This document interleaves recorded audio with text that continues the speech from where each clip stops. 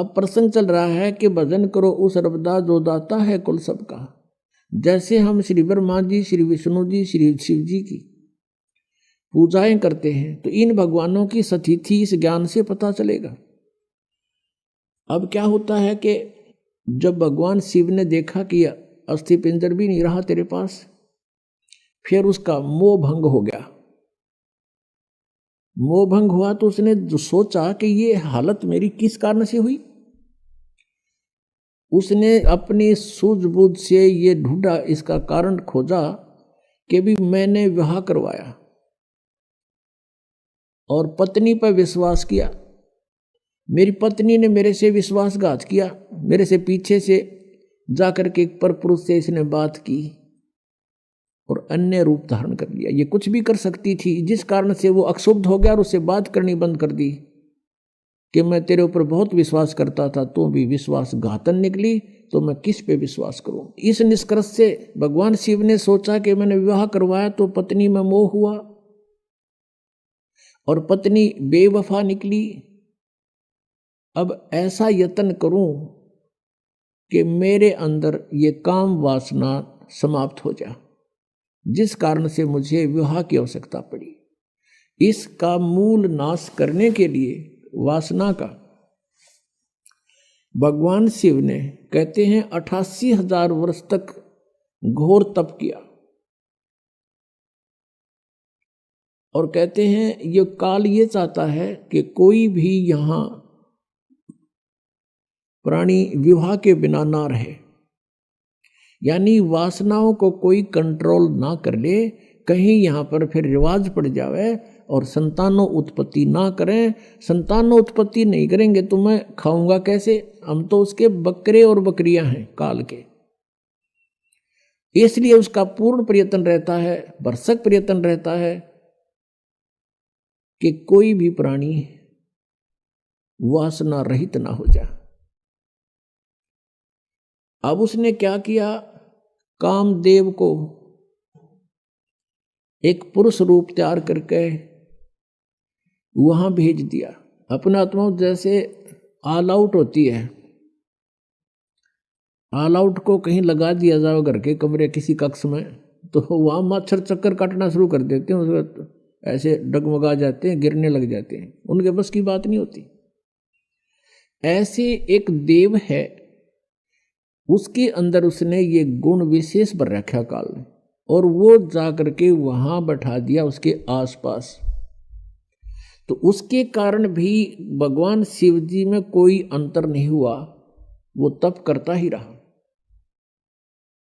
फिर उसने कामदेव ने अपनी पत्नी, उसका नाम रति है, उसको भेजा। वो बहुत खूबसूरत है, भगवान शिव के सामने डांस करने लगी। उसने सारा कुछ कर लिया, भगवान शिव पर कोई असर नहीं हुआ। और यहां तक कहते हैं कि भगवान शिव ने अपना तीसरा नेत्र खोल के और कामदेव को वहां नाश कर दिया, भस्म कर दिया।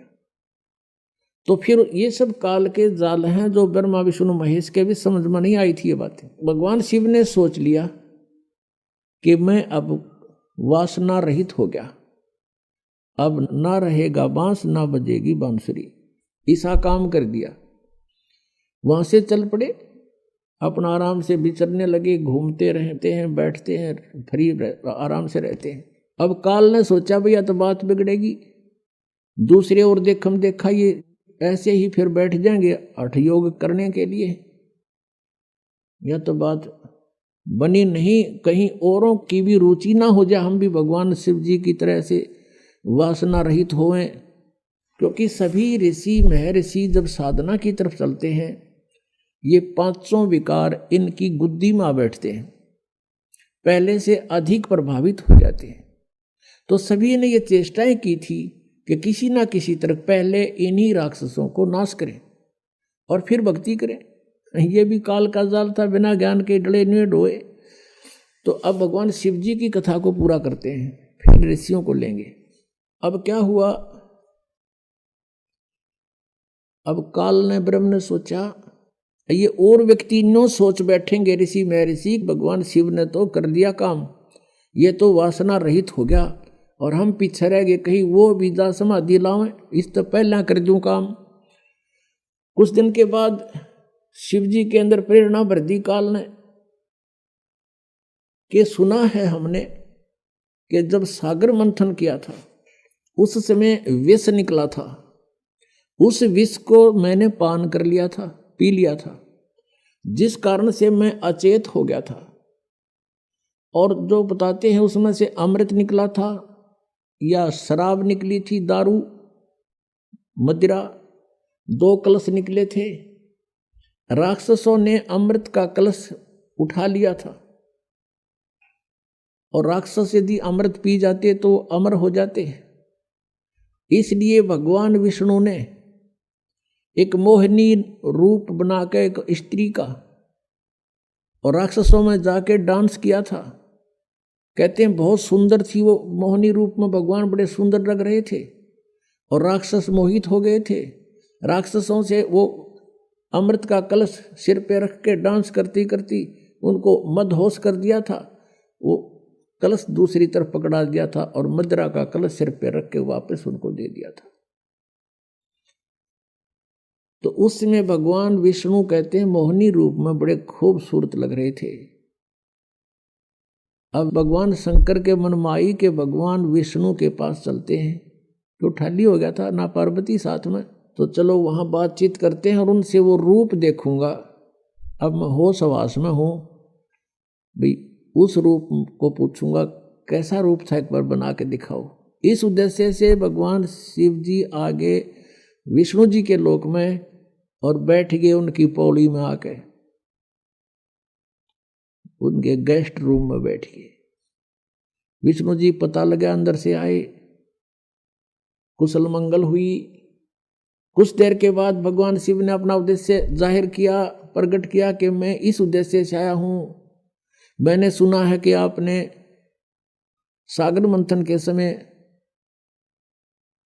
एक बहुत सुंदर मोहिनी रूप बनाया था। भगवान मैं देख नहीं सका था, आज कृपा मुझे वो रूप बनाकर दिखा दो। भगवान विष्णु हंसने लगे कि हे भोलेनाथ, वो तो कोई सर्कमस्टांस थे और जब वो बनाना पड़ गया, ये बताओ नहीं रूप बनाऊं, कोई बात हुई या मुझे शर्म लगेगी। अब भगवान शिव जी कहने लगे कि जब तक आप मुझे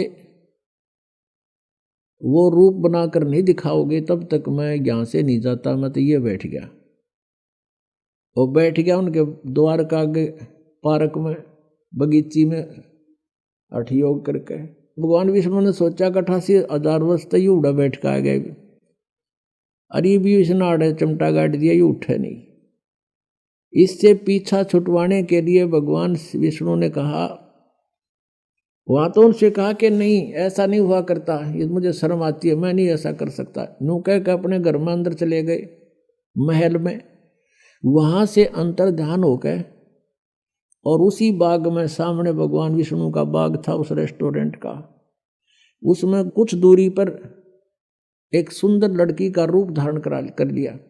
और भगवान शिव जी की दृष्टि जब पड़ी, भगवान शिव जी उठ कर चाल पड़े हैं और वो मोहिनी रूप आगे आगे चलने लगा, वो पीछे पीछे। भगवान ने भी स्पीड पकड़ दी, अच्छी दूर तेजी से चलने लगा और वो कभी वृक्षों से इधर हो जावे, कभी इधर से, और जाके भगवान शिव ने उसका हाथ पकड़ लिया।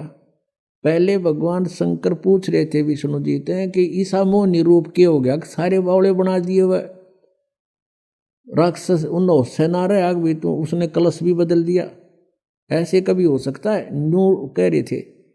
तो जब उसने देखा भगवान शिव जी नो सीधे चल पड़े, लड़की तो ऐसे ऐसे चल रही है छड़ों से कांटों से बच के, और भगवान शिव जी सीधा कांटा में गौ लिया बाईपास, और जाकर उस लड़की का हाथ पकड़ लिया। जो ही उसने हाथ छुआ उसी समय भगवान विष्णु जी अपने रूप में खड़े हो गए और हंसने लगे। अग भोलेनाथ उनको नो मूर्ख बना दिया, जैसे इतने काटे भी ना दिखे, माँ छड़ा में कहा गया सीधा। और उधर से वह वासना कित गई, 88,000 वर्ष डरे ढोकाया तू, कहाँ गई वो साधना तेरी। इसके विषय में परमेश्वर कबीर जी कहते हैं जैसे अग्न काष्ठ के माही, है व्यापक पर दिखे नाही। ऐसे कामदेव पर चंडा, व्यापक सकल दीप नौखंडा। कि जैसे अग्नि काष्ठ के अंदर लकड़ी में विद्यमान है पर दिखाई नहीं दे रही, ऐसे ही ये वासना आपके प्रत्येक प्राणी के अंदर विद्यमान है। और जब ही इसको थोड़ी सी भी कहीं से आंच मिल जाएगी, आग ज्यों की त्यों है। परमेश्वर कहते हैं जिन साधनाओं को तुम कर रहे हो, इनके आधार से विकार मरे मत जानियो। जैसे भूबल में आग, जैसे गोस्सा होता उपले, या कोई अग्नि को जो लकड़ी जल जाती है, धंधकती रह जाती है, उसको अंगार बोलते हैं।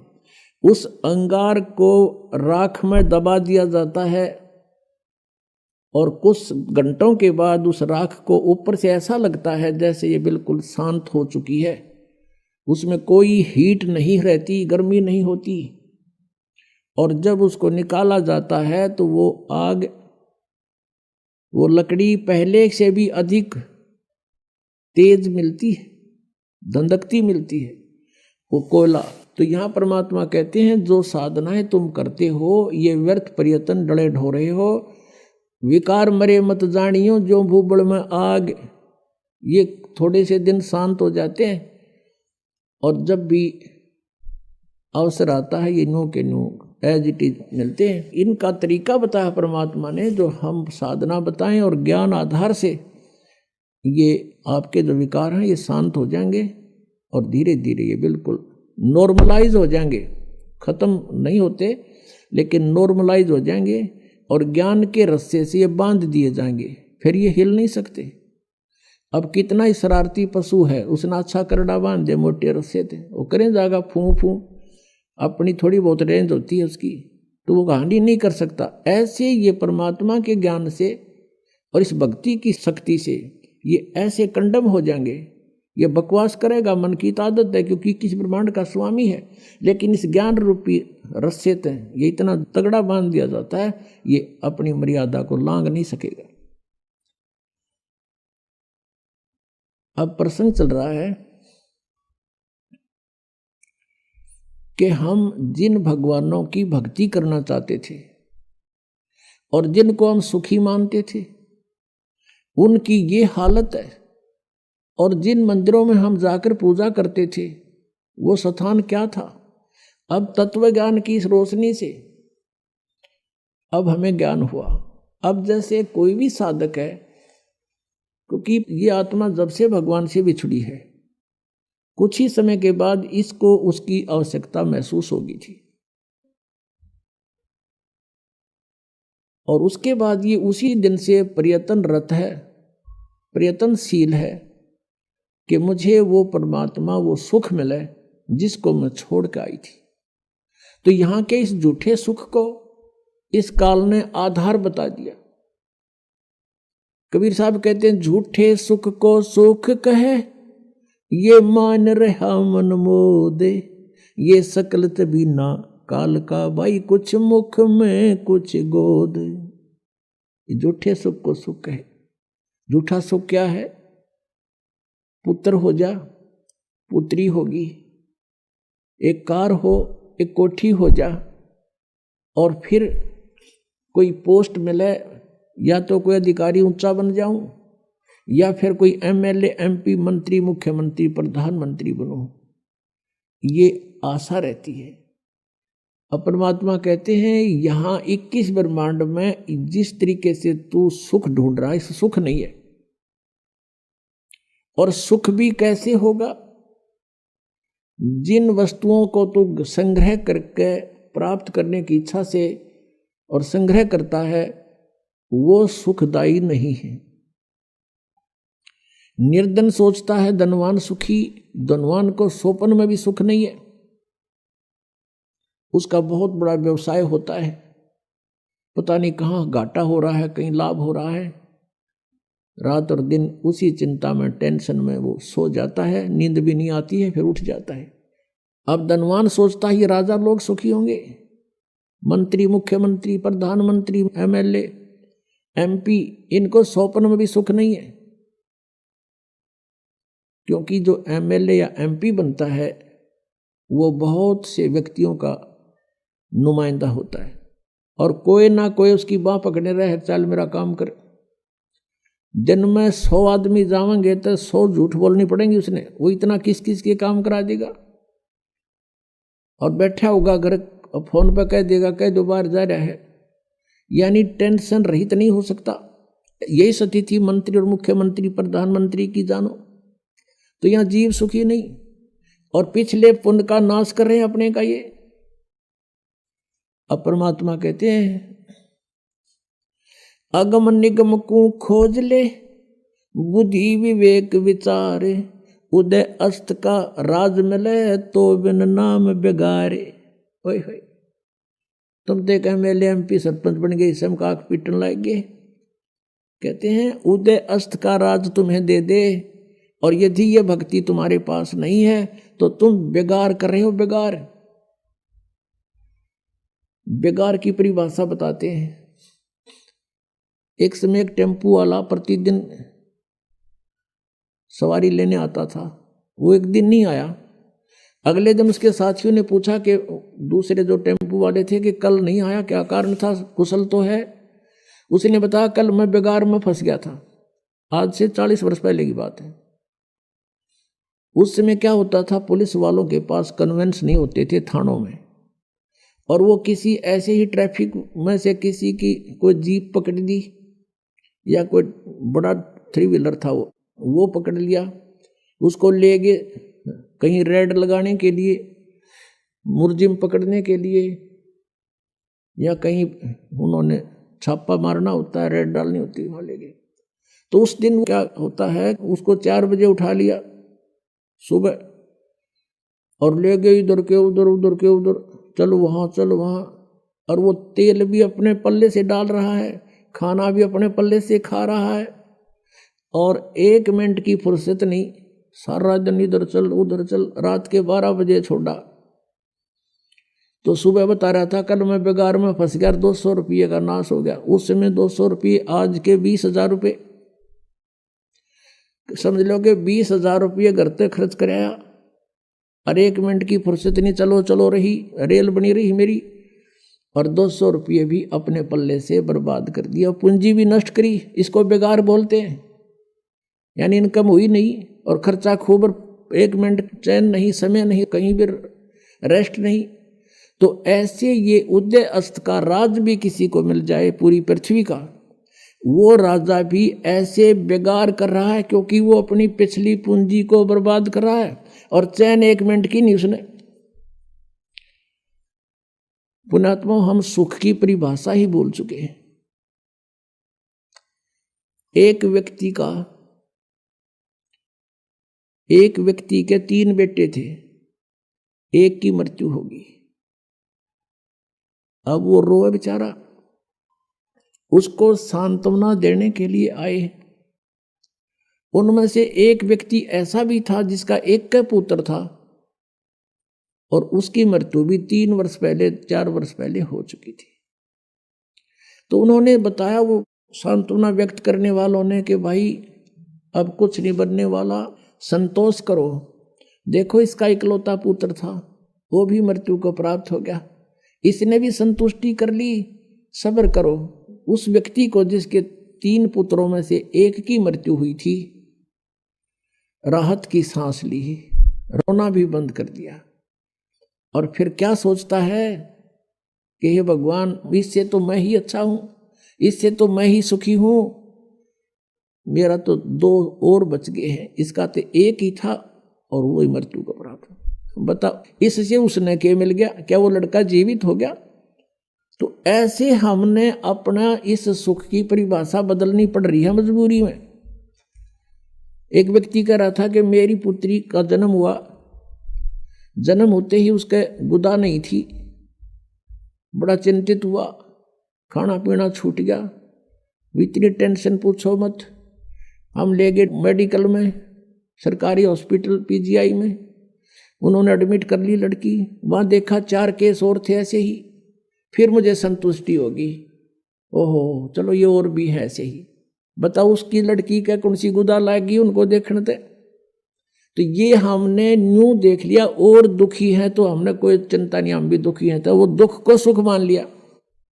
तो परमात्मा कहते हैं झूठे सुख को सुख है ये मान रहा मनमोद, और ये सकल चबीना काल का,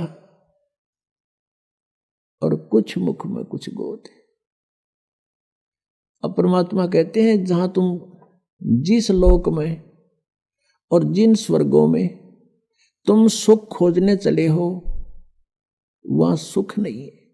परमात्मा कहते हैं आगे गए ना बावड़े, रहते भी सब जान, बिन साहेब की बंदगी कहीं ठोर ठिकाना ना।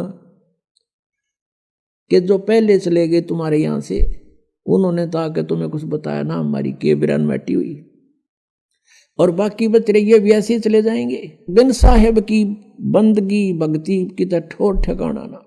क्या बताते परमात्मा, जैसे मोती ओस का ऐसी तेरी आवे, गरीब दास करो बंदगी भाई बहोर ना ऐसा दाव।